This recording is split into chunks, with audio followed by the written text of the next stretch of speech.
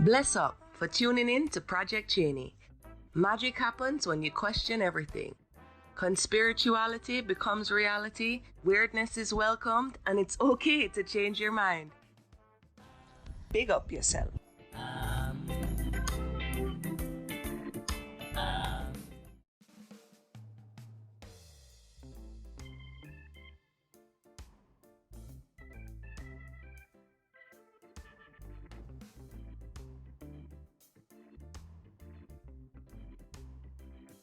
Hi there, bunnies. How are you? I hope swell. I hope this day of Thanksgiving is finding you well. You might not be listening to this on Thanksgiving, but every day should be Thanksgiving now. Eat well, hang out with people you love, give thanks. Gratitude is a key to manifestation. Welcome back to Project Cheney. As always, I'm Cheney, and I'm excited to be here. Yes, I know. It's been a while since we've gotten to hang out. I've missed you guys. I've thought about you every single day. There are people in this world that can attest to how much I think about you guys. And there's some of you out there, actually, that if I added up the amount of voicemails and the amount of hanging out and the amount of rabbit holes and weird topics and stuff I did on Instagram and Telegram in the past few weeks, it would have made for a very long podcast. And some people out there might actually have gold. I might have said one or two good things on recording, and it's their own private podcast. And they gave me private podcasts back. And new ways to look at things and new ideas and new rabbit holes and new questions. And yeah, I call it refilling my bank sometimes. When maybe I get to express a lot of words and other people express words back at me.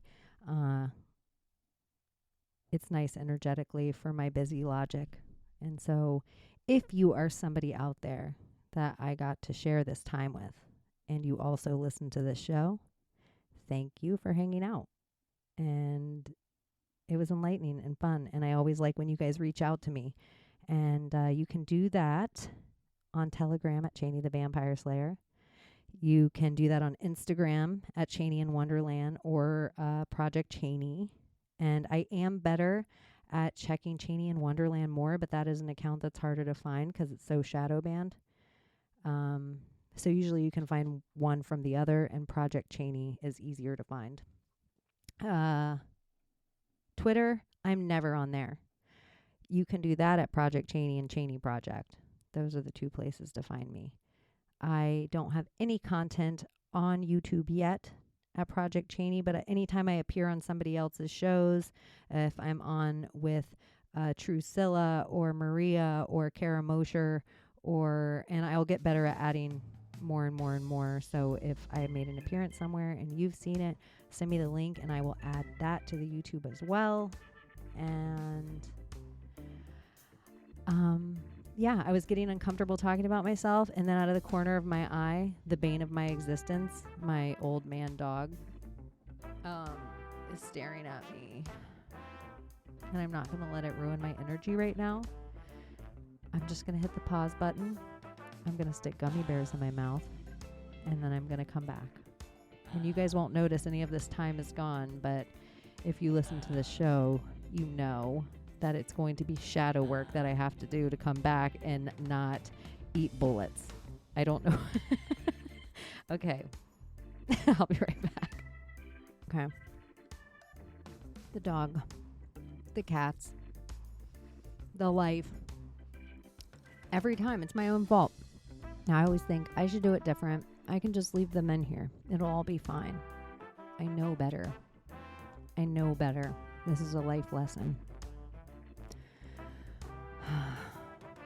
And I'm going to do that thing that we do if we talk bad about something that we're not allowed to talk bad about because of our social norms. So you're not allowed to say, my dog's the bane of my existence. I'm not a racist, sexist, anti-Semite, or whatever fucking name. I don't abuse my animals. There isn't anything I don't keep that doesn't thrive to the point that it will breed even if it's not supposed to. I've had one of those female chickens that started to cock-a-doodle-doo, and I was like, this bitch, if she starts inseminating her own eggs, I am going to lose my mind. Look into it. This is crazy stuff that chickens can do. They can change their sex. Anyway, I have gummy bear on my teeth. It is what it is. Okay. I'm settling in. I did miss you guys. And I am kind of glad also where Ernie, the bane of my existence, my wonderful 15-year-old Yorkie, he did break me from self-promotion in ways you can reach out to me. So fantastic. Done and done.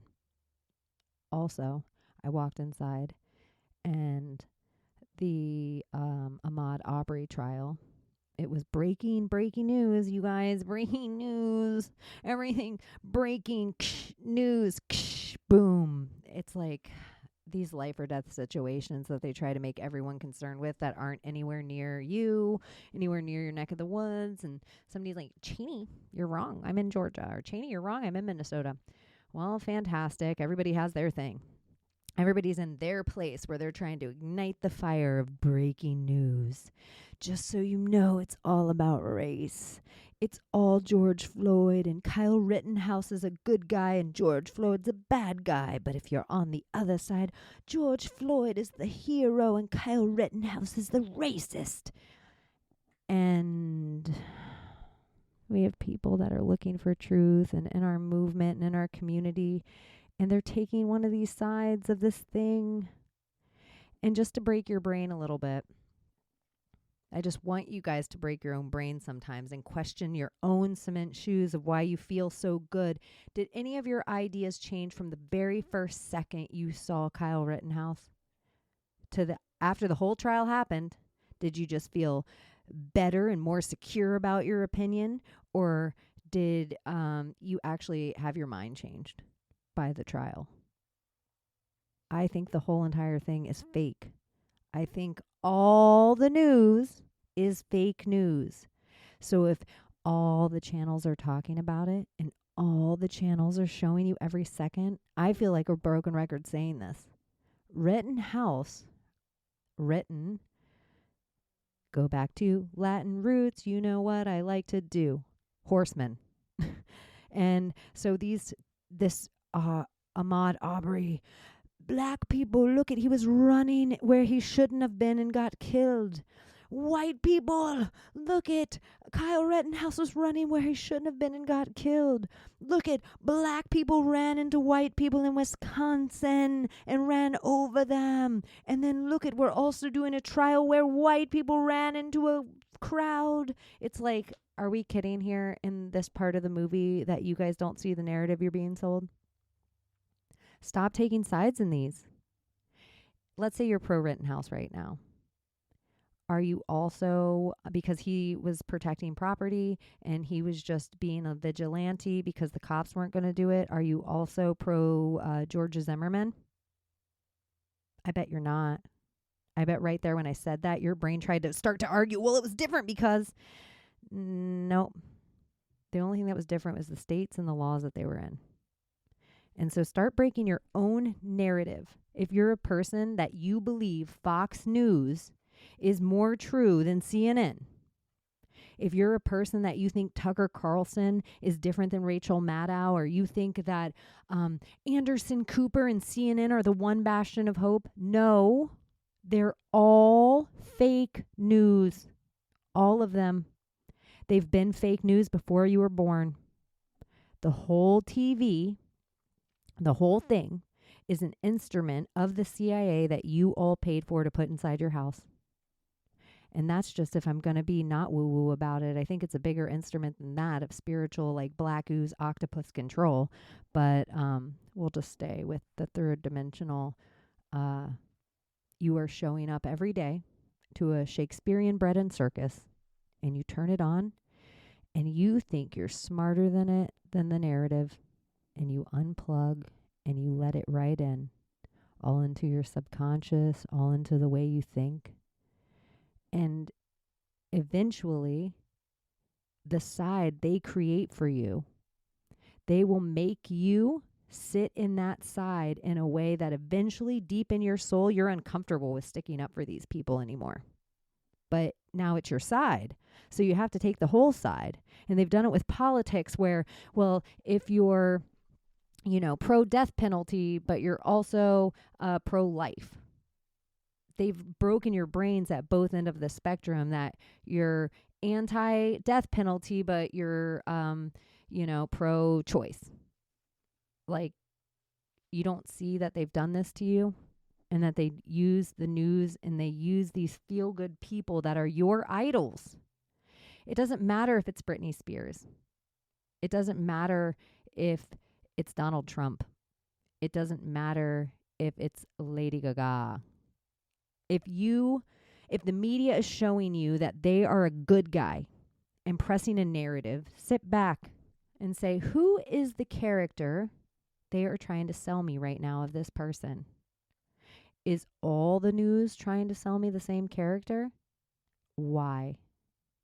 So if all the news is fake, I just think start looking at the other side. Look at who we're not allowed to ask questions about. And look at the same things that always come up on all the digs. If Alex Jones is just as big of a shill, then they know how people are going to try to start asking questions of things. They knew this when they named the word conspiracy theory. The CIA did that too. So then they make a dude a conspiracy theorist, an Alex Jones, and then they pick apart all the real stuff he might say, and they fear you out of asking questions. So, hey, you guys, did you see Alex Jones with Sandy Hook? Alex Jones with Sandy Hook. Alex Jones didn't say fucking shit about Sandy Hook. They just wanted us to stop asking questions, because if I get people to actually think, no, all the news is fake.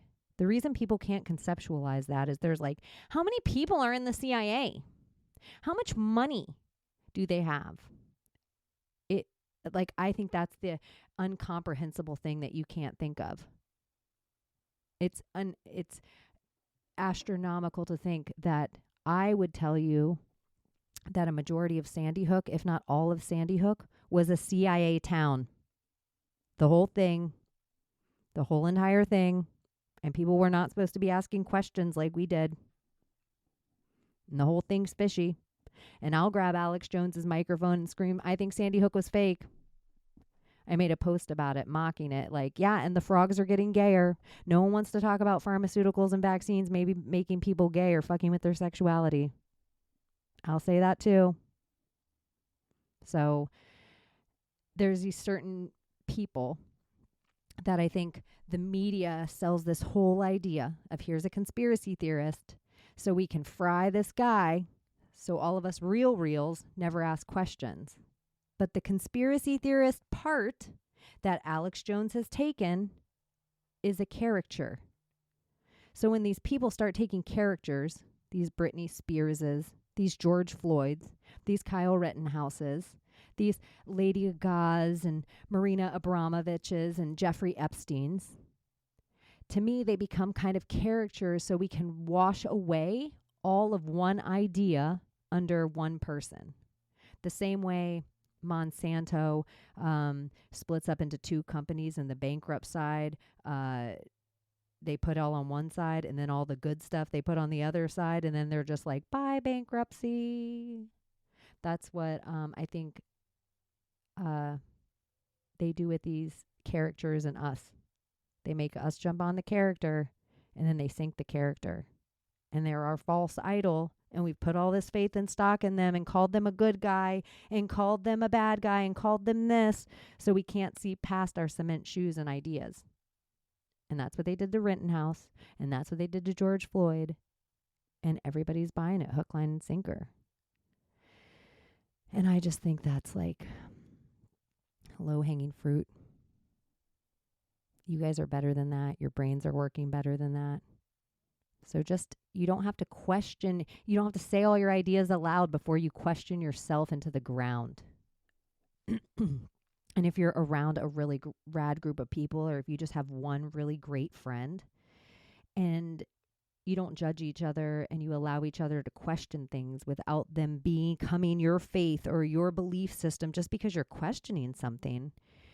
If you're around a group of people like that, I think that's where we get answers. Because you're like, oh my God, I always had that question too. But we're so scared. We want our cement shoes because our cement shoes give us this fake bravado, this fake, we're so insecure if we are in murky waters anymore or watered colored ideas that we have to sit with our false bravado and our fake idea because it gives us this false security. Because we're all just insecure. When it used to be, if you were the person asking the most questions, there was a security in that. Like, it was a very beautiful philosophy. You were a philosopher. So just allow your brain to be a philosopher a little more and stop thinking you have to have all the answers. Stop thinking any of us do. There's a little bit of a freedom in it. And I don't even know where I started that or where I'm going to end it. But I'm going to have a sip of ginger ale. And then I'm going to look down at my notes and see what else I have to talk to you guys about.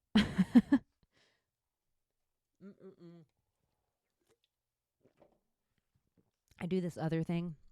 I don't know what it is, but when I tell you guys, I'm like, I'm going to have a gummy bear. I'm going to have a sip of my ginger ale. I'm like, go big or go fucking home. And then I end up taking such a chug or such a bite that I'm like, what? I'm trying to mama cast myself live on air. Well, it's live, not live. You guys know what I mean. That would be a good ending to the podcast.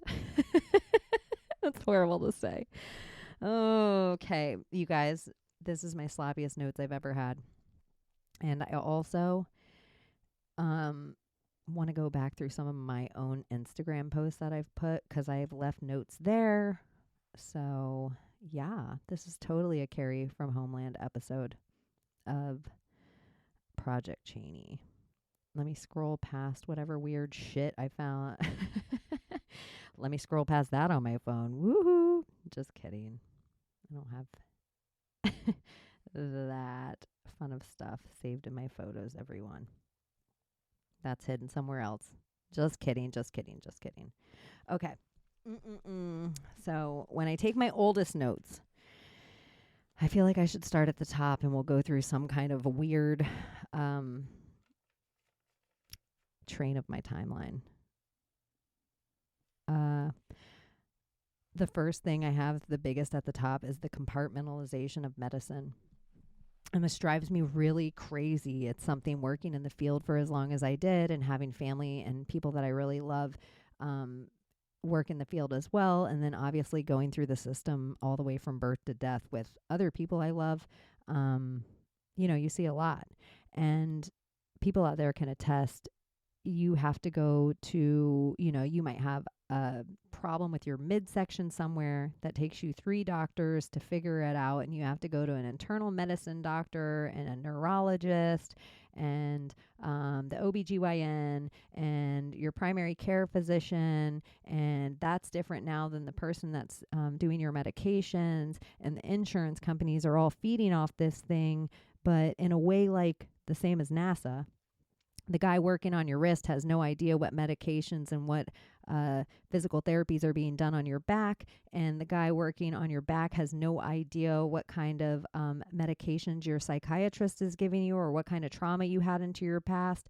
And that person has no idea that you had 70 plus vaccines and 3 COVID shots. And that person has no idea that you also had a knee surgery when you were 18 and you had a heavy opiate addiction for 3 years and you think it's far enough away, but all those doctors don't know any of that stuff about you and they're just filling all this bullshit in your beaker And now you're also at the store taking Mucilix because you don't understand why you can't shit, but really it's the massive amount of medication that you're taking. And you're also dehydrated because of the massive amount of medication that you're taking. So you're also taking like aspirin on top of that, which is thinning your blood. And now you're bruising all over, which is giving you the psychosomatic thing that now you can't sleep at night because you think you have cancer. And you're scared to tell your psychiatrist that part of it because they already were calling you a hypochondriac. And here lies a problem with our medical system. And the insurance is making money off all those things. And every time you have to get sent back to here, get a re-referral for here, and they're all getting money in the back end for referring to each other and these other companies, and they're getting referral bonuses for certain machines they can get you to use. And then there's pharmaceutical reps coming in, and they're going out to lunches and getting vacations, and all the reps everywhere are driving the fanciest cars you've ever fucking seen. And this all comes out of somewhere. And most of the time it's insurance. And most of the time the best insurance that you can ride is Medicare. So this leads into the idea that it's happening to all the old people. And that was my rant about compartmentalization of medicine. And I'm not even going to get into the commercials on every television show about drugs and how the list of side effects and the side effects are way worse than your ailment ever was, and how they don't talk about in all the side effects that all the side effects that may happen if you're on different medications and them mixed together. So, yeah, Western medicine. I don't love it. It kind of makes me feel a gross way. And I feel like the most brainwashed of our generation are like just on this fucking trap of having to like on the phone with insurance. And just the idea that you can call a hospital, anyone that's been in the hospital, and say what you get your hospital bill. And you can say, yeah, I would like to audit this bill. Like, I didn't use that many tissues. I didn't have that many aspirins. I didn't have the nurse come in that many times. Whatever. I'd like to audit this bill. They'll always take thousands of dollars off because they fucking car sales your hospital stay. Or they like the same way you go to an auto mechanic and you're like, I need a new radiator. The mechanic just opens a book and it says radiator. And it says this radiator should take 3 hours. And so they charge you for 3 hours, even if the radiator takes them 45 minutes. That's the exact same way hospital stays work. So fuck Western medicine. I'm crossing that off my list to talk about. I went into it enough. And you know what else I have to say too? My co-star today. If you guys don't co-star, I do love this app. And if you do co-star, send me your info. I'll add you as a friend on my co-star. It's pretty dead on. We were talking about this today, and it's crazy how dead on it was. And so for me, it was like, hey, bitch, stop overthinking. And I was like, oh, I should just do my podcast. It doesn't always have to be gold. It can just be precious. It could just be precious metal. It's not all gold, right? But every time I think it's not gold, one of you awesome people out there, write me something cute or cool or clever or, yeah, send me something really nice. So I'm not overthinking it, and I'm here. And happy 11/24 Sagittarius. Okay. The next thing I want to talk about is, in the same way I'm triggered by Aleister Crowley, I'm triggered by Gaia. I don't believe this is real. I don't believe this is the word. I feel like somewhere this is a stolen thing of Maya. I don't like the YouTube channel. I don't like any of the people like the David Wilcox and Ancient Alien people that are involved in it. And it just feels like a Joe Rogan to me. 80% true and then 20% to murk it all up. A spirit science, if you will. So, yeah, I don't know why I had to tell you guys that, but Gaia, no bueno to me. So don't send me Gaia shit. I'm not really interested in it. I've been down the road of all those cult leaders. I mean teachers. I mean scientists. I mean actors. I mean, you get what I'm saying. So I love you guys. I appreciate so much stuff, and I'm curious, but I don't need to go down the Gaia rabbit hole anymore. Okay? All right. Great. Uh, if you work for Gaia and listen to this show, no hard feelings. If you work for Gaia and you were like, well, I guess there goes Project Cheney for our next Gaia podcast. Okay. Here's one that I want to geek out with you guys on. Patton Oswalt is a little troll. I feel like it's been so long, and now I've chewed over this. I'm like, have I already told them about the Patton Oswalt rabbit hole? Have we already talked about Michelle McNamara? Have we already discussed the Golden State Killer? I always feel like I have. I always feel like I've talked about everything with you guys. But in my humble opinion, I think whoever they're trying to put this Golden State Killer thing on now isn't who it is. I think Michelle McNamara got really fucking close, if not figured out who it was. And she was murdered. And I think Patton Oswalt has something to do with it. He gives me total pedo creeper vibes. And send this to Patton Oswalt. He can sue me for defamation. I feel witchy when I say it. Like, I just know. I've sat next to him, and he gave me a weird vibe in person. And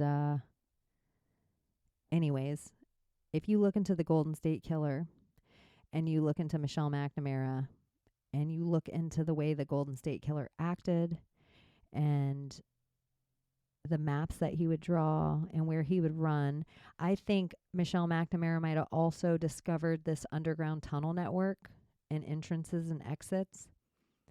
And I think you would have to know drainage. That's how you would find it. Where water would run would always be down, kind of like Goonies. You almost got to think like a Goonie.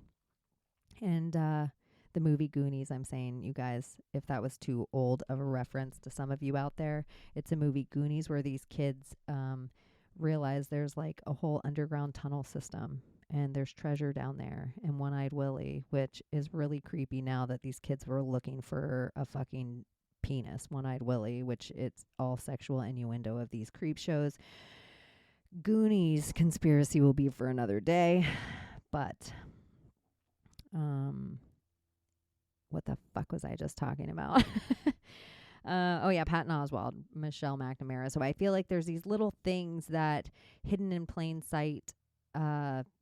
Yeah, it could be Robin Williams. I don't necessarily think the Golden State Killer is Robin Williams, not just because of his movie stints all just happened to be spaced out during the 3 months that these killings stopped.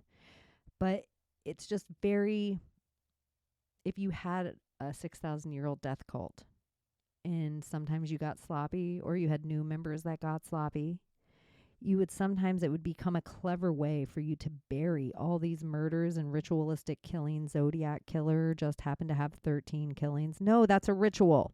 Anything you see with 13 is a ritual. Britney Spears' fucking conservatorship, 13 years, ritual. I know Britney's a feel-good for you guys. Ritual. All of this is ritual for them. No one writes for free in Hollywood. Fame isn't free. Anyway, the Golden State Killer, I believe, is somehow one of their rituals that just kind of went awry. If you read what he used to do to his victims, it literally is 1 hour photo with Robin Williams. And I've talked about it with a few other people on how creepy it would be if everything they feed off of is fear and a looshed. Even the idea of an adrenochrome is your adrenaline spikes because of fear. And so it's drinking fear. In the most simple term, it is a looshed. It's a physical way of looshed, but it's the same thing. Can you imagine being in a situation of trapment, of getting raped, of torture, of watching your wife getting raped, and they have a teacup on your fucking back, and if they hear it move, they're going to shoot her in the head, and you just have to lay there still with fucking china on your back, no pun intended, we call it china, and not rattle it, and watch this horrible scene go down of somebody you love, and then that motherfucker takes his mask off and it's a celebrity that you know, how much more fear? I would also question little things, like if all of these victims, were they injected with anything? Did they have anything drawn from them that we might not have noticed in an autopsy back then, or that we totally would have noticed in an autopsy, but if the person who was doing the autopsies was just as dirty, would we ever know? And so I think these people that are doing autopsies too should be looked into. Especially like, who's the guy that he just happened to be the JFK guy, and he just happened to be the guy on Autopsy on HBO. This guy's so dirty. He's the guy, he just lies about every single murder case and says it happens this way, and then we all believed it. Oh, he showed up at the Epstein hanging too. What is his name? Why do I want to say Michael Boughton or something? I don't know. Now I have to look up this guy. I'm so sorry. I'm not sorry at all. This is Lindsay from RHOBH that I'm just taking some time to look something up, and I don't even feel stressed about it. Autopsy.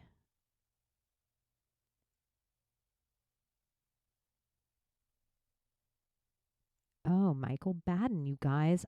I would never, like, if you called me and it was your million dollar question on Who Wants to Be a Millionaire, I would have said that, and then I would have felt awful, and I would have convinced you not to go with it. But yeah, Dr. Michael Baden, Baden. Look up him, research this guy. He literally is like the government dude to come out and be like, yep, this is how the Kennedy assassination happened. Yeah, that was a weird segue from Patton Oswalt, and I don't want to talk about the Golden State Killer anymore. Look into that. Fun rabbit hole. Yeah. I fell onto that. There's a lot of cool people that live in Florida, you guys. Anyways, the Brittany Paris Lindsay of it all. Yeah, I do want to talk about the Brittany Paris Lindsay of it all. Look at this keystone that we have with Brittany and Paris Hilton and then Lindsay Lohan. And for our generation, look at these three women. The Hiltons and the digs I've been doing on them, the Real Housewives of it all, Real Housewives of Beverly Hills, if you want to start doing these digs and you're also a pop culture person like me, get your pen and paper because I'm talking fast through some of it. But Paris Hilton, her two aunts are two of the Real Housewives of Beverly Hills, and now her mom is one of the Real Housewives of Beverly Hills. They married into the Hilton family, but one of the sisters' husbands also sells real estate. I just keep coming up to so many conclusions from watching this show that seems silly, but if we had entrances to tunnels and we had these states with these torture chambers and dungeons and islands with things, we would have to keep the sales between us, the same as the art. If alchemy exists in art and they're painting it with blood or doing certain Bibles with gold leaf, it has to stay between us. It's like that's where the magic lies, but that's also where the like bad magic lies. So these properties and the ley lines they're on and the ritual sites have to stay between them. And they can't stay if they end up with a Vanderbilt type mansion or a Rockefeller type center. It almost stays in the name for too long. It would be creepy that way. So they have to sell it to like Oprah, or Brittany Murphy sold her house to Britney Spears. And they both just happen to go crazy while they live in it. Oh, what a conundrum. It's just, I believe Paris Hilton and the Hiltons, they sell real estate. They also have hotels, which we always talk about how human trafficking with these football games and these Super Bowls and concerts and spring break type things are like perfect for human trafficking. Well, so are hotels. And so are these areas and these cameras and these hotels once they're built with their underground parking garages, and then they can always have a certain amount of freezer and food coming and going, and yeah, it's all kind of designed in a way. So that's Paris. Paris goes through the Provo school, whatever that weird school we hear about that abuses her and randomly Kat Von D, you guys. In the characters that you create for these women in your head, that what they tell us Paris Hilton is and who they've told us Kat Von D is, Kat Von D's parents did not send their daughter to the same fucking school that Paris Hilton went to. It does not make sense in the book. It does not make sense in the movie. This is a desperate plea for them to, like, when they take wet blankets of information like this and they get you to feel bad or me too about an Alyssa Milano for being grabbed ass in the studio, you don't ask any more questions about the children. Or when they do something like the media releases to you, oh my God, President Kennedy had an affair with Marilyn Monroe. Nothing gets released to you maybe about Jackie being a big fucking spy and JFK being a homosexual. Not that either of these things are true. I'm just saying. That's how it works. Like, you don't ask anything further because you're like, why would Bill Clinton ever have this scandal released of him and Monica Lewinsky? I would say because he was touching children on an island and he didn't want you to find that. So now when you put in Bill Clinton sex scandal, all we find is a woman of age who consented to doing it. It's burying the lead. It's like marketing in Hollywood. The stories that get out about these famous people are exactly what they want to get out. That's why you didn't hear about Jimmy Savile fucking raping kids. That's why you still don't hear about Prince Andrew in the mainstream. That's why you only hear certain stuff about certain other people. That's why some people are always heroic. That's why some people are always bad guys. The media sets that up for you. The paparazzi follows it around. So Princess Diana is exactly the character they wanted you to think she was. Britney Spears is the character they wanted you to think she is. They control the narrative. Otherwise, you don't find out about it. And that's why they're like 20 years from now, Hollywood's a tighter thing than the CIA. They still have redacted emails. The secrets that lie there there were that we find out 50 years later that they're like, oh my God, Rock Hudson was gay and he was married and all this stuff. Like, yeah, because they're selling a narrative. Like Taylor Swift never dated Loki. Loki was trying to sell a movie at the time and Taylor Swift had a new album. That's how I think things work. That's how I know things work. So, Paris. Do we need to go in Britney anymore? Do we need to talk about her Disney tales? Do we need to talk about her MK Ultra? Do we need to talk about her that she was probably just handled the same way? Imagine being a sheik or a billionaire and you're watching MTV and you don't just have to have any human trafficked redhead. You can have a human trafficked mean girl.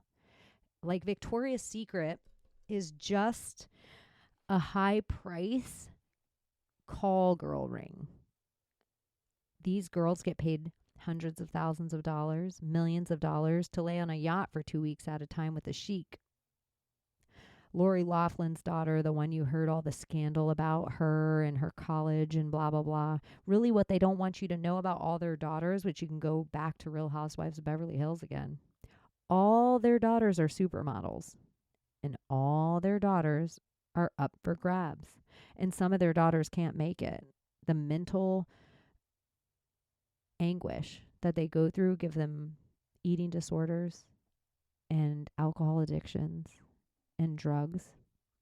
And if you also look into all these shows, they put it in plain sight. I don't know what the full symbology is, but every single time any of these women have a baby, somebody on camera, and they show it, they get a bunny as a gift.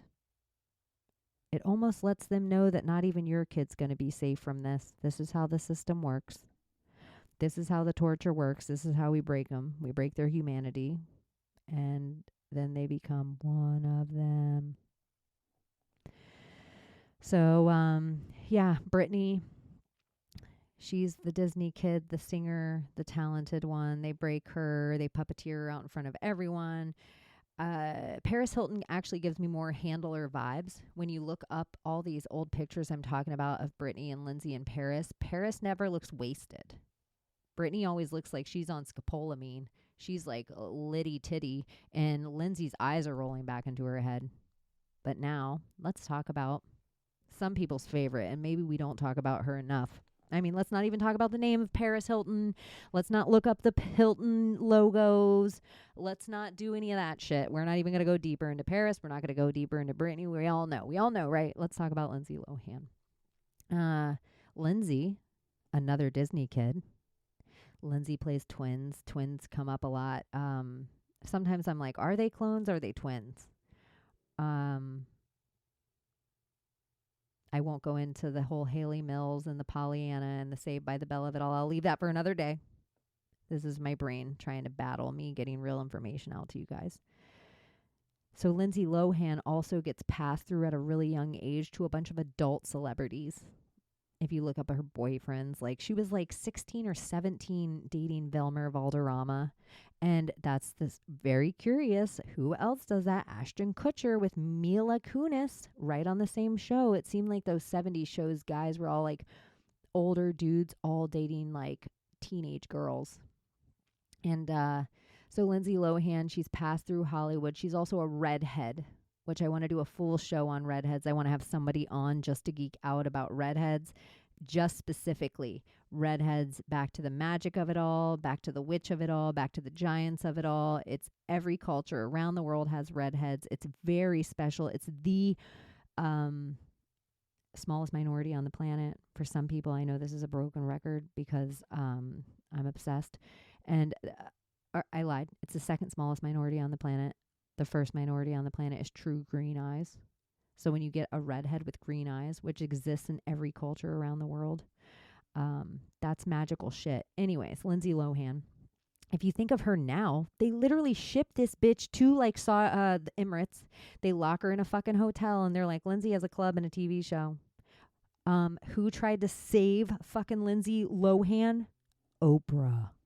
Do you remember that charade? Where Oprah like had cameras around Lindsay all the time, like going through her detox and her rehab. It gave me very Anna Nicole Smith vibes. It was very handler, like Oprah was going to fix it and change it. And so there's this period of time for our pop culture. It didn't really matter what kind of girl you were. Some part of your childhood, Brittany or Paris or Lindsay, kind of took up, even if it was tongue-in-cheek, even if it was a hating that you followed them, you know one of these girls, and they filled up part of your space of your female childhood. And some of you boys out there had a crush on one of these girls, or some of you boys out there wanted to be one of these girls. Okay, whatever. We'll talk about that another day. But I think that they're just this big, huge cornerstone in the pop culture, and that created our pop culture. And I think it'd be interesting if everyone started to go through pictures of them again. And this is so nerdy, but if you watch like Paris and like Nicole Richie and start thinking about all the women that surrounded Paris, how they just kind of seemed handled at the time. But this is such a spell. Sa-da-sa, sa-da-sa, sa-da-sa, sa-da-sa. You either don't know what I'm talking about at all and you're like, what the fuck? Or you know exactly what I'm talking about and you just spit your coffee out of your nose. And you're like, did she just fucking sa-da-sa? Oh my gosh, I love her even more. So yeah, Paris, Brittany, Lindsay. And I think this, I'm going to try to segue good. This is a perfect time for me to segue into something else, which is a Q Kid thing, but I feel like you normies need to hear about it. Because if we can open up your brain to kind of see these little things too, you're going to be able to add pieces to the puzzle that we haven't even known to look at. And the other part that I know you'll be able to do is I have some like super big religious history nerds and symbology nerds and like ancient culture nerds that when I bring up this pop culture shit, and start picking their brain with it, they take it to the next fucking level. So the segue is going to be dog comms. And I'm going to segue that with who can you remember bringing dogs to such a forefront of our fucking pop culture, if not for Paris Hilton? Do you remember that fucking chihuahua? It was like the Taco Bell chihuahua and her chihuahua in her bag, and everybody needed a purse chihuahua. to Real Housewives attach that. Lisa Vanderpump has a charity about the Yule and Dog Festival, which is all a festival about torturing dogs to death to feed on their feared up adrenaline-soaked meat, which is curious if for them karmically, I'm going to go on a weird rant with you guys right now. I had to sit back. I have this thing that these evil people, they can do this really bad shit to humans, and then karmically they fix it by having these animal charities or helping out less fortunate animals. So I would think the elite would bring all this attention to this happening to dogs, and they do this to humans. And it would be like a mockery of like, look at them. Like if we show them this happening to a dog, like even look at humanity, how quick we are. We can show like a human living on the streets freezing to death and not being able to feed itself. And we're like, meh, druggy, meh, probably got himself there. But if we see a dog shaking and like, in the arms of the angel, we're like, I'm dead inside. Help the world. Everyone's bad. It's like such a looshing. And, yeah, Paris Hilton totally did that. So something with the cute kids, we say dog comms a lot. Dog comms, dog comms, dog comms. And normies out there are like, oh, whatever. Not every dog thing means something. Oh, so what? Sometimes the president's dogs die. So what? Sometimes the president doesn't have dogs. So what? What's the big deal about a name?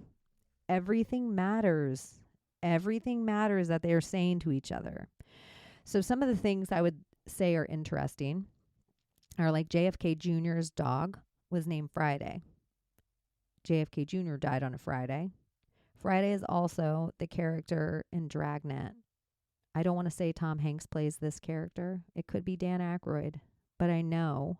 It was also an old detective TV show, but if you watch the movie Dragnet, it is all about the Illuminati and kind of sets up in the way of what the build or the Bohemian Grove is.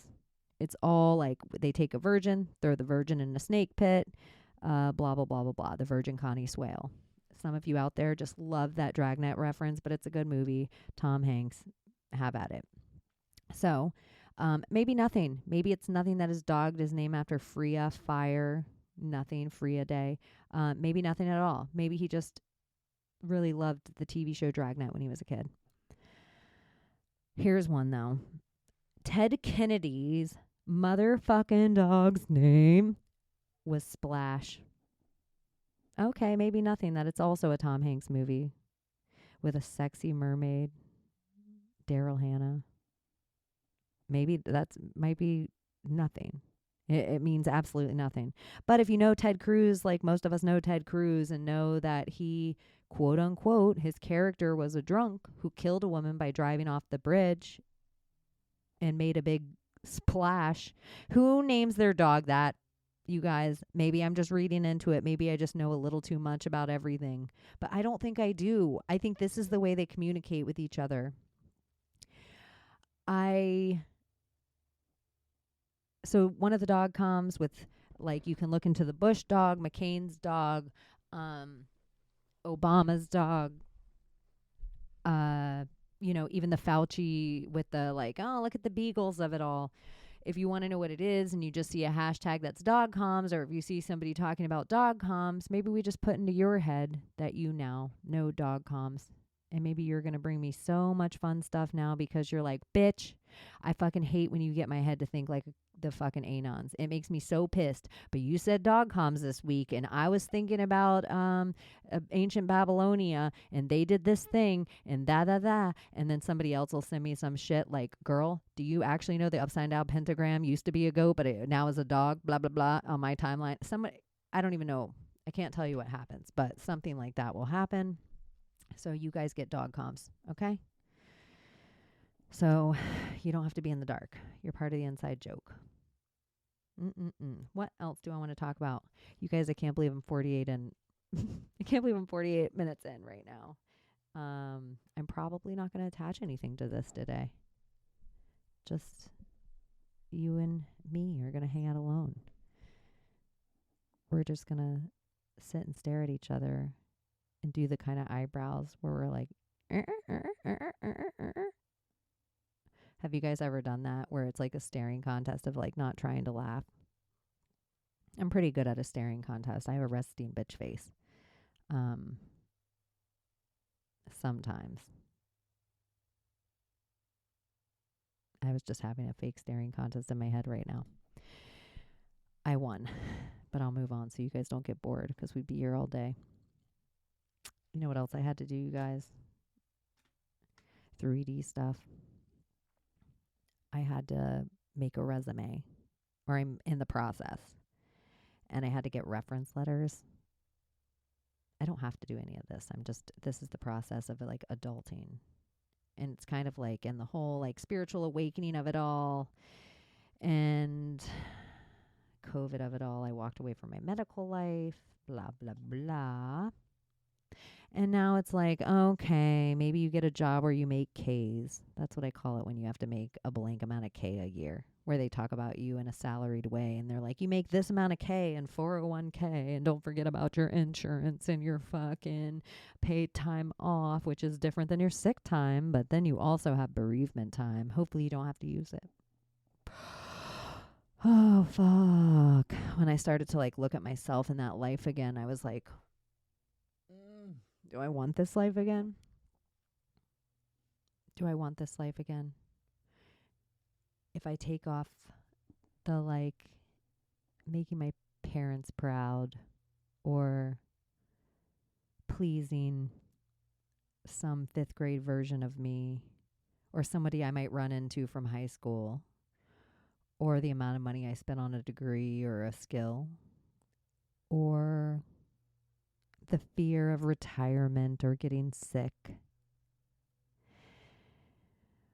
or a job that's cool, or a job that makes a ton of money, or a job that's blah, blah, blah, all the check marks. Who are you without the expectation of everybody else? You know, because when you're writing a resume or something like that, you write it with the expectation of what everyone wants to see. And usually all the shit you're selling people of what they want to see, is that the shit that's really you? Like, what shit would you really write on there? In your skills. How are you qualified? It probably has nothing to do with the college or the job. You're like, how am I qualified? How am I fucking qualified? I am still fucking breathing in and out every day. I one time drank myself into a bathtub and didn't feed myself for 2 full weeks. I don't even think I drank water for 2 full weeks, and I fucking survived it. And mentally, I'm all the way here that I know I'm never going to end up in a bathtub covered in whiskey again for 2 full weeks. That's something, no? Not that that ever happened to me. And if you're listening to this and you're the friend out there that happened to, don't worry, your secret's safe with me. Friend, in quotes. So, yeah, resumes in real life. And so now it's the conundrum. And you know, my birthday of it all. Happy birthday, Scorpio's last day of Scorpio. It is pretty nice having my Ouroboros of the last year. A lot of it's recorded, some of it in video. I've met a lot of really great friends this year. And I've been the most authentic version of myself this year. So it feels good that the friends that I've met with the most authentic version of myself seem so rad. Because my dad would always say, if you add up your friends, their bad and good qualities, you're the equation of them. Like you're the sum. And so I look around at my friends and I think they're so fucking amazing. I like being the sum of them. It feels good. And yeah, I definitely don't know if I'm all the way to my full authenticity. I imagine that never ends. But I'm getting closer, and my energy feels kind of good right now. This famous last words. Woo, shadow work. Oh, but I feel like I'm on the other side of something. I feel like the flow of my energy, like moss is cleared or rocks are out of the way, and my throat chakra feels open, and I'm excited about that. So yes, okay, Sagittarius season, Scorpio season. How am I going to get... Oh, fun, you guys. I was today's years old. Coffee talk. I was today years old. Did you guys know that Robert E. Lee, the General of the Confederate Army, Robert E. Lee, you have to look into this and build your historical base, your foundation right now of who this is, was married to Mary Custis Lee. His wife was George Washington's daughter. Think about that. Would you let your daughter marry... what I'm saying is she wasn't married to fucking Abraham Lincoln. So if the winners write our history, we are living under the Northern history right now of what happened in those events. And don't you think the North would want to sell you a whole bunch of fucking slavery and bad stuff about the South? Don't you think they'd want to... If I'm going to say the opposite of what history is, then my bet is the South was a whole bunch of black people that owned a whole bunch of cotton farms, and the North came in and fucking raped them from their land, raped them from their history, raped them from their alchemic properties of the hemp, the oranges, the... whatever fucking fruits grow in other peaches, cotton. Think of how much great shit comes from the South. Tobacco. Sorry, I screamed tobacco at you.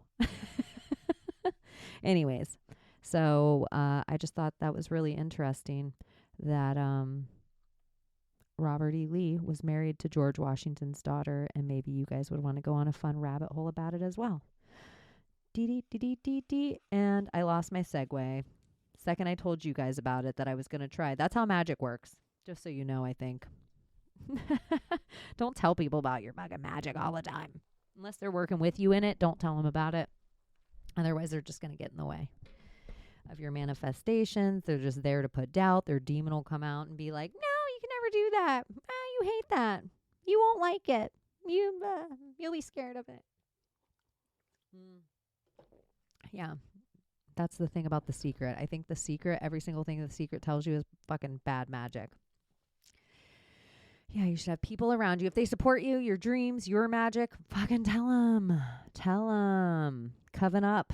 But that ain't the case for everyone out there. We get excited about things and we're like, oh my God, you guys, I'm so excited. And then people in the world are like, okay. I don't know if this is necessarily the best thing I should bring up after I just made that sound. But I'm gonna.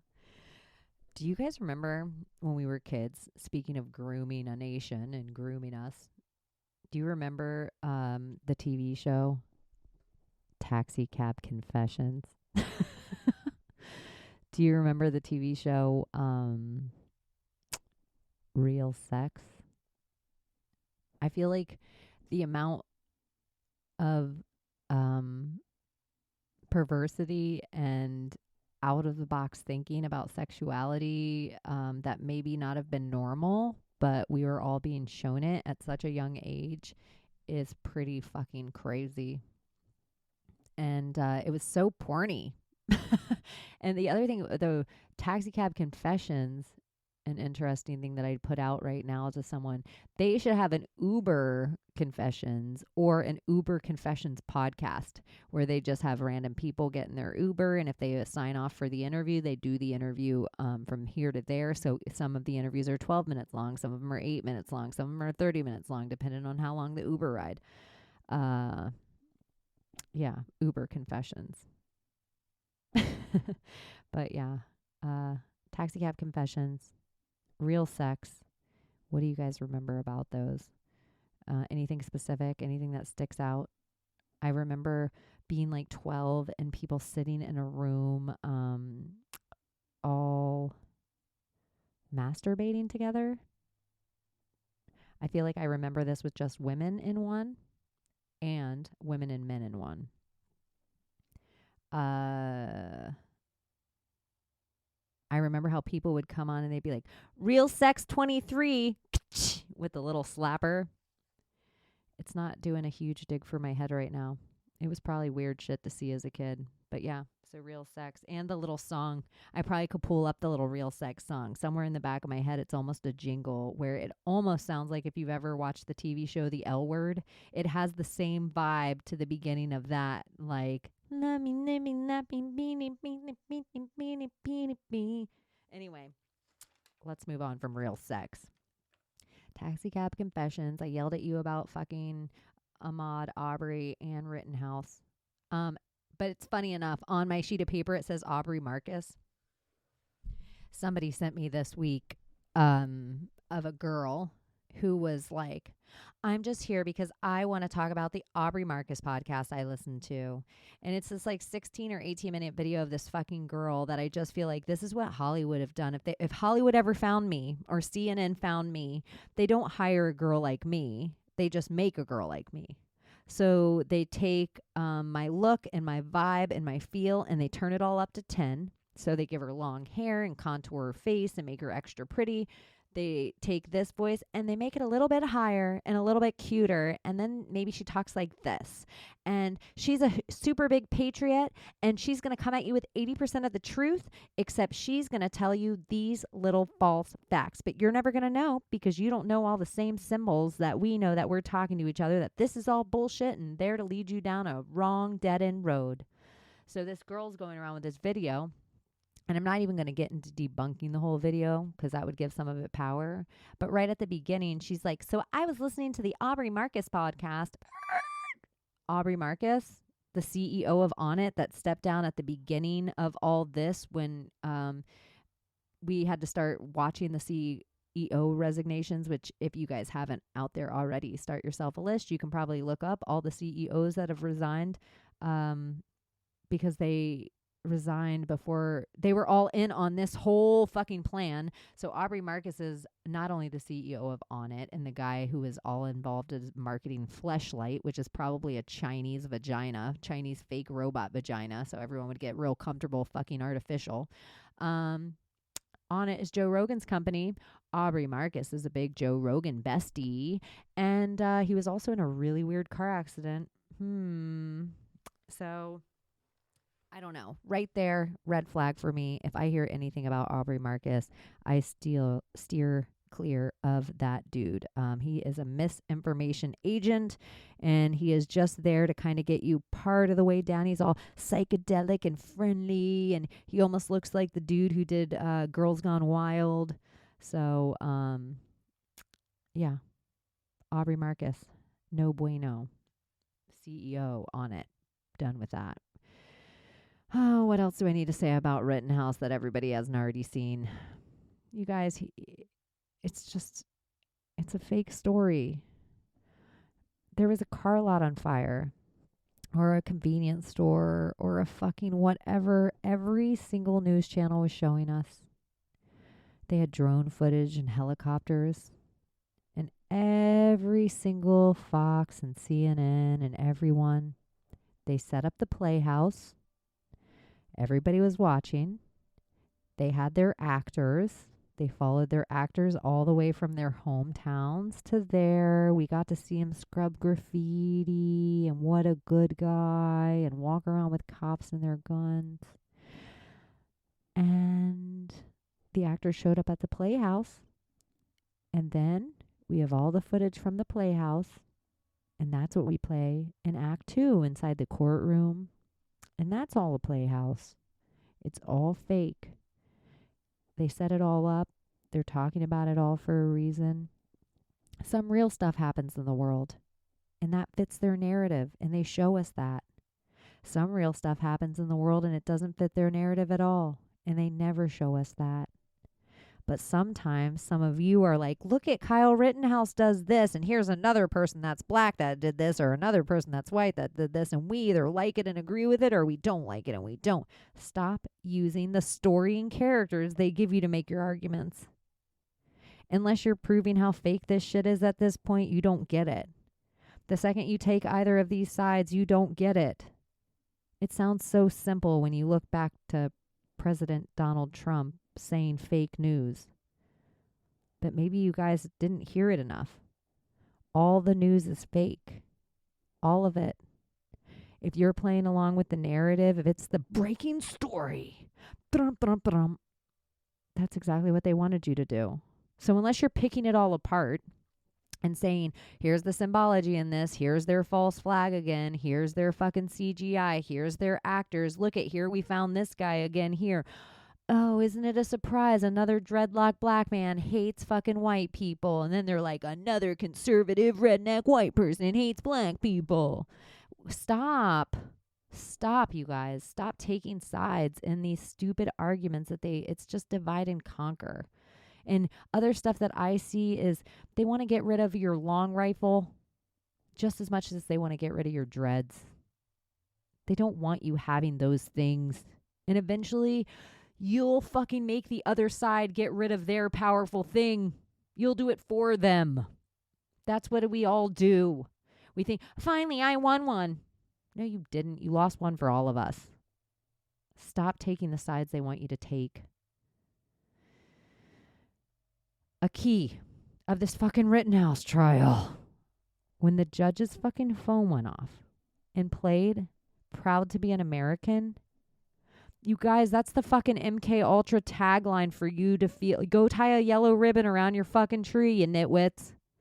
Like, and I'm proud to be an American, where at least I know why. If they get you to sing it enough, will you fucking believe it? Go put your mask on and get a vaccine before you get on the airplane. Thank you.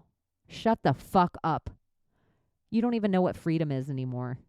Half of you out there are like, I hope the cashier lets me fucking walk through this aisle without being told what to do. What is fucking freedom? But you hear this fucking song and some dildo white fucking old decrepit Betty White fucking old judge fucking it plays on his phone and he turns it off and you feel like you're not watching a movie. Ugh. Anyways, I won't yell at you about it. I just got upset. Oh, I won't tell you about my Q. Everything's a C symbol, a Q symbol. I won't tell you. That has actually nothing to do with QAnon. It's actually the whole qua symbol. Q. I've done a lot of posts about it on my Instagram feed that I will go into another time. And you can actually look at the C symbol, which goes back. You could do the letter 100, but it also originally goes to camel. And then ov was hech, which is this. And then ID, instead of looking at it ID, we could look at it as id, which is luscus, which is one-eyed.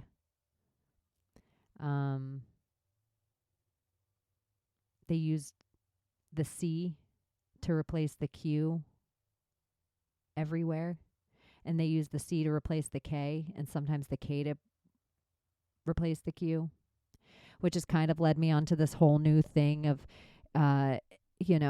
all the history is fake. So a ke, ke, ke, a kek, kek, kek, or a qua, qua, qua.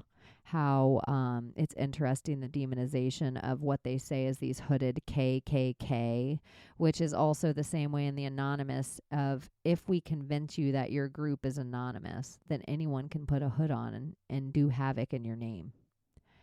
And I think there's a real power in your face. I think there's a real power in your name and people seeing how you stand and people seeing the words you say and not being hidden behind fake pictures, cartoons, frogs, chickens, Michelle Pfeiffer attorneys. I think there's a real fucking power in being your real face and being your real story and being your real traumas and being your real walk and being your real tale of fucking survival. 'Cause that's the stories we never hear about.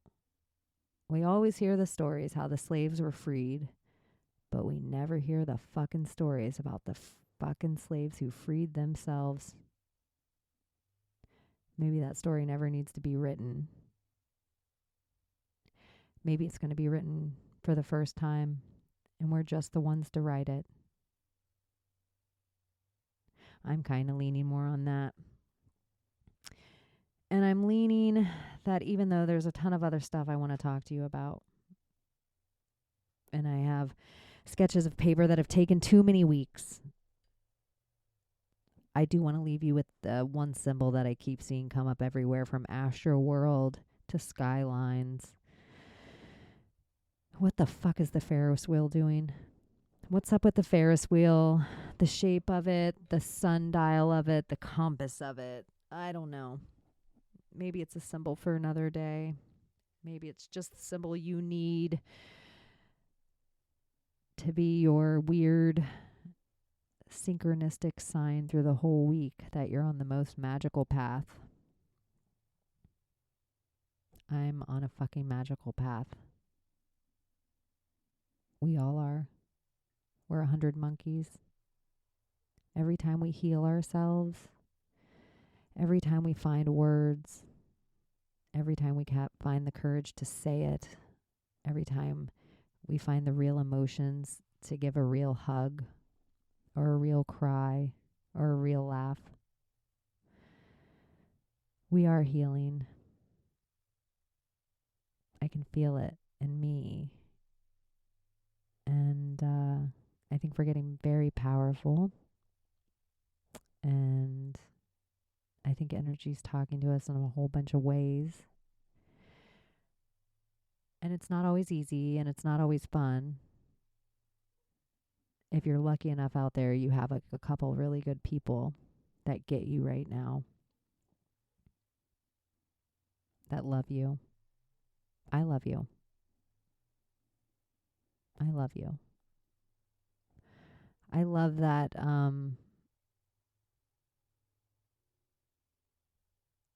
some of you out there have made me show up here right now, even though it's taken however many days, not on a schedule that I'm supposed to be. I love that you check on me, and I love the articles you send me and the crazy ideas you have and the synchronicities. I love that you check me out on other people's podcasts, which, by the way, please, you guys, go and find Chance. I want to say, because I hang out with the Weaving Spiders, but also I was on Chance's podcast, and it was a really heady, great conversation that kind of goes right on if you want to check out my episode 30 and then go over and listen to Interverse. And I was on there with Slick Dissonant and Chance, and they blew my mind. Like some of the stuff they were talking about with placenta and symbolism, and Chance has kind of gotten heavy in with like a scaled egg type thing on Weaving Spiders before, which we only kind of scrape on that show. But if the Mary Magdalene, if the Diana, if the Artemis, if this kind of divine feminine that's kind of been ripped out, if you're curious in that realm at all, you will like this episode so much. These dudes are next level. So please check out that. Who knows? I could be in the Weaving Spiders at any time. So if you're chilling on a Saturday night, go check out those dudes. Yeah, I think that's all the places I've been. Oh, if you want the video version of hanging out with Ladies Night for Kara Mosher, Let's Be Friends podcast with Human Vibration, My Maria, and Kara Mosher and me, that is on YouTube as well. So you can subscribe to the Let's Be Friends channel. I think that's it. I think I've said it all. I'm sure I forgot to say some things, but I'm going to go ahead and release this show. I do have 2 really great interviews that I still want to get out to you guys. So get ready. Maybe I have some Thanksgiving content I want to hang out with you with. Enjoy your holiday. Stand by a fire pit. Have a great conversation. Don't let them trigger you. Let them say it. Observe them saying it. Are they scared when they say it? Do they really believe what they're saying? I don't think they do. And if they do, then listen harder. Maybe they have something really great to say. So find the old person at your fucking Thanksgiving and ask them the question that nobody's asked them for 30 years. They'll probably have an answer you need to hear. Maybe find the 3-year-old, 4-year-old, 5-year-old, some little kid with all the stuff that nobody even thinks about. And maybe ask them what question's plaguing them right now. What the biggest question on earth is to them right now. And please send me that. I want to know what kids have to say. Take the question, the biggest question the kid has, over to the oldest person and see what the answer is. Yeah. Stop being forced to be around your family and start using it. Can you feel them? Can your empathetic self feel them? If you feel them, does it give you an ailment? Does your mouth water? Does your jaw hurt? Do you get pressure between your temples? Do your joints hurt? Do you get a little antsy, uppity? Do they make you feel away like calm and smooth where you can feel their chill radiating off of them? Start noticing that. A lot of your family and friends that are around you, they almost draw out these polarities and these emotions and these energies. And your body's really clued in. And, yeah. Enjoy it. Enjoy your holiday. Enjoy your November if I don't talk to you. I'm totally going to talk to you before November's out. I'm totally going to talk to you before November's out. You're all like, nope, that means we're not going to hear from you until January. Ye of little faith. Ye of little faith. All right. If you're out there and you won the lottery, or the House of Sod sent you a golden religious relic, or if China decided that you won the lottery because you had your 3rd booster shot and you feel like sending me currency if you found anything valuable here, you can do that at Project Cheney on Cash App, or Weak Neck Baby on PayPal. And yeah, I don't want to end with that. It makes me feel away. So what else from my list can I talk about to not end that way? I hate George Clooney. He triggers me. He has an island that's creepier than Jeffrey Epstein's that looks like an old castle that you guys should totally check it out. And supply chain. I don't want to talk about that bank. Oh my gosh, I know how I'm going to end. And I don't want to miss a thing. You guys. NASA's going to ram an asteroid. They're going to ram an asteroid so they can practice it, and they're going to adjust hitting it just off the track so that it doesn't hit Earth. You guys, this is the movie Armageddon. All of the stuff is movies. The dinosaurs were a book. The Titanic was a book. And now Armageddon. They're just, everything's a movie. The Twin Towers, they put it all in the movies. Because this is their fake thing. So not that any of my audience would. If you are a person that was scared at all about the asteroid coming and NASA was going to save us, stop listening to my show. Just stop listening to my show. I don't need you listening to my show anymore. In fact, will you please just go get a booster shot? I'm just kidding. Don't get a booster shot. Don't stop listening. I love you guys. I send you all the best out there. For real. I hope there was a chuckle in this episode. Maybe a rabbit hole in this episode. Maybe you disagreed with me about 1,000 things. And please send me that at projectcheney@gmail.com. And let's get into it. Hit me up. Find me a place. One more thing. If you write me somewhere, like an email, I'm going to encourage you to go to Telegram or Instagram, somewhere I can voice message you back. Because sometimes some of you write me the best fucking shit, and I would respond with probably 10 minutes of just yammer. But my fingers and thumbs lose the energetic want to sometimes. And so if you do reach out to me on one of the places that have voice messaging, I will respond quicker and probably more thoroughly than I will an email. So, okay. I love you guys. Please keep in touch. Have a good Thanksgiving. And we will talk very soon. Bye-bye.